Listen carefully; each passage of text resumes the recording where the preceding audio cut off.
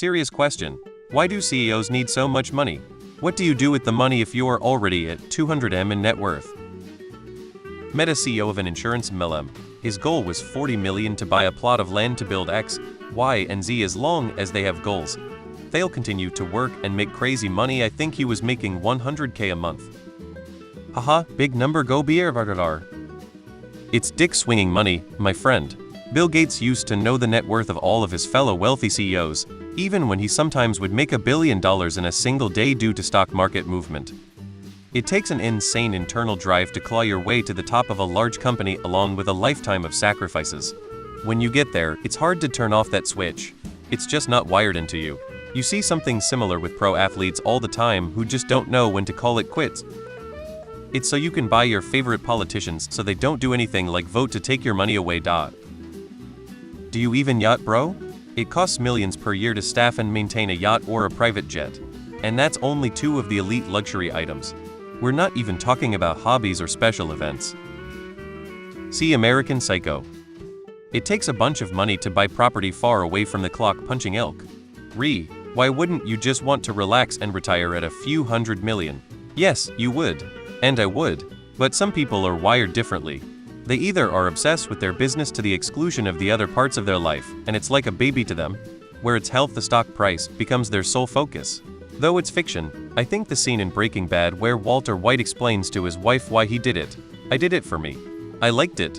I was good at it. And I was alive. I think this is essentially why Warren Buffett still goes to work at age 94. Because to them, the money isn't dollars, it's points. Whoever has the most points wins. No one here can give you a serious answer. No one here is a CEO or likely knows a CEO. It's a club and you ain't in it. Read a book called Rikistan. When Frank, a columnist for the Wall Street Journal, began noticing that the ranks of America's wealthy had more than doubled in the last decade, and that they were beginning to cluster together in enclaves, he decided to investigate this new society, where 1 million barely gets you in the door. The Rikistanis like to consider themselves ordinary people who just happen to have tons of money. But they live in a world where people buy boats just to carry their cars and helicopters behind their primary yachts. And ordering an alligator skin toilet seat won't make even your interior designer blink. He talks to philanthropists who apply investment principles to their charitable contributions, and political fundraisers who have used their millions to transform the Colorado state legislature. He also meets people for whom sudden wealth is an emotional burden, whose investment club meetings can feel like group therapy sessions. In the final pages, Frank contemplates the widening gap between Rikistan and the rest of the world. CEOs don't need that much money, but it's the market rate to stay competitive. It's less about necessity and more about the perception of value. Companies pay top dollar to attract and retain leaders they believe can drive growth or maintain stability. Whether it's justified or not often depends on results, but the system reinforces itself. The bigger the paycheck, the more a candidate is seen as worth it. Power and influence, but also it's simply how they keep score. If they have 1 million, they want 10, if they have 10, they want 100, etc. Being a good CEO is a difficult job, and very few people are actually good at it. Thus, paying a good CEO 50 million a year is worth it to the board of directors. As far as what you do with that much money, the feeling of wealth is relative to those around you. In some towns, I might be considered wealthy. Because I live in a high cost of living town, I'm decidedly middle class, and sometimes it really feels like it when I compare myself to other people I know.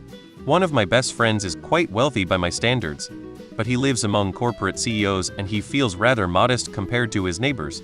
He can't afford a ski house in Sun Valley, he just has a condo there. Having 200 million in net worth seems like a lot to us, but you can't even afford your own Gulfstream 5 with that much. You'd have to get by with a Cessna Citation or something. You can't even fly non-stop to Paris in that, you'd have to fuel up in fucking Newfoundland.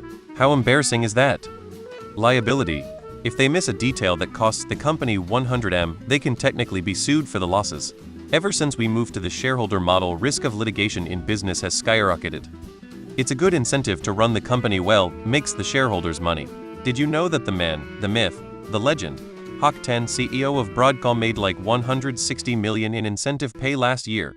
The base salary for CEO at Broadcom is 1.2 mil, and this guy became the highest paid CEO on earth just through incentive pay. He ran the company very well. BTW, that stock has been going fucking crazy. I am a CEO, and there is no way I would do my job for less. I think a lot of people focus on the cushy parts that money can buy, but very few understand the immense amount of pressure it takes to be a CEO. It is an incredibly hard job. The money is a perk, for sure, but it's brutal on many fronts. And very lonely.